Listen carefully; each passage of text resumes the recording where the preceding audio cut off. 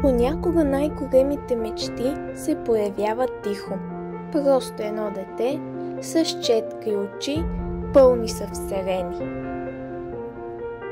Той не пита, не обяснява, просто рисува. Рисува себе си, такъв, какъвто иска да бъде видян. Аз не го уча, просто съм до него, а понякога това е всичко, от което имаме нужда.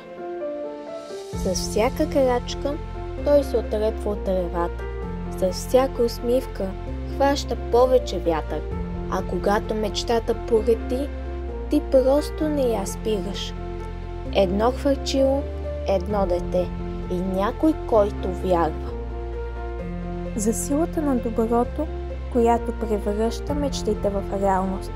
Един жест, една дума, една усмивка. Пуснахме балони, а с тях всичко, което не можеш да задържиш в ръце.